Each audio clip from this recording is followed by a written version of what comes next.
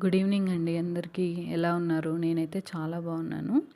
Last వీడియోలో చింటూ ఒక readymade cake mix powder DMart నుంచి తెచ్చిందని చెప్పాను కదా! ఆ కేక్ మిక్స్‌ని ఇప్పుడు ఎలా వస్తుందో ఆ కేకు అనేసి ట్రై చేస్తున్నాము. ఆ కేక్ మిక్స్ పౌడర్ బాక్స్ వెనకాలే మొత్తం ఇన్‌స్ట్రక్షన్స్ అన్నీ ఇచ్చారు. మనం ఎలా ఏమేమి మిక్స్ చేసుకోవాలి, ఎంతసేపు బేక్ చేసుకోవాలి అనేది మొత్తము ఎగ్జాక్ట్‌గా ఇన్‌స్ట్రక్షన్స్ అన్నీ ఫాలో అయితే చాలు. జస్ట్ ఒక గిన్నెలోకి ఆ పౌడర్‌ని తీసుకొని 120 ఎంఎల్ పాలు మిక్స్ చేసుకోవాలన్నమాట.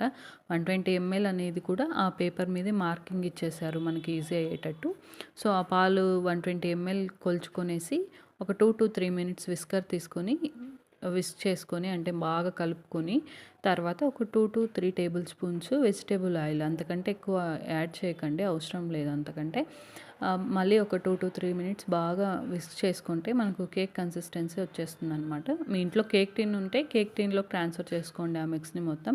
మా ఇంట్లో కేక్ టిన్ లేదు కాబట్టి మేము మందపాటి గిన్నెలోకి ఈక్వల్‌గా ఉన్న గిన్నెలోకి ట్రాన్స్‌ఫర్ చేసుకొని మళ్ళీ కుక్కర్‌లోకి బేక్ చేసామనమాట.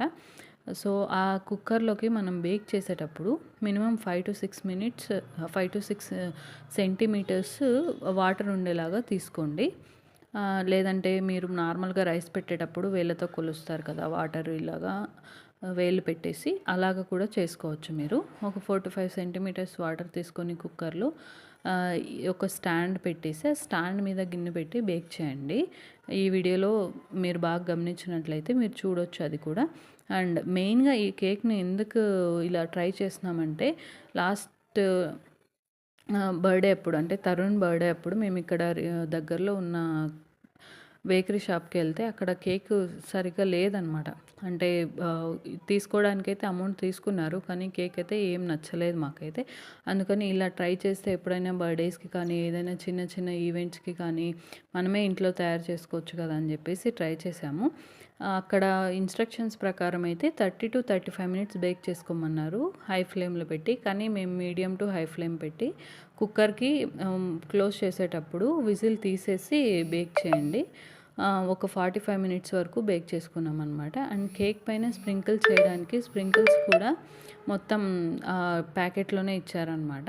అవి మేము డైరీ మిల్క్ చాక్లెట్స్‌ని కరిగించి మొత్తం కొంచెం డైరీ మిల్క్ చాక్లెట్ కూడా పైన ఏసేసుకొని ఆ స్ప్రింకిల్స్ మొత్తం విదిరించేసి టేస్ట్ చేసామనమాట.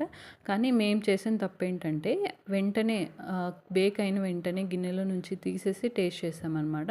సో, మాకు మరీ అంతగా అప్పుడు టేస్ట్ తెలియలేదు. కేక్ అయితే బాగుండింది. కానీ టేస్ట్ ఎక్కువ తెలియలేదు.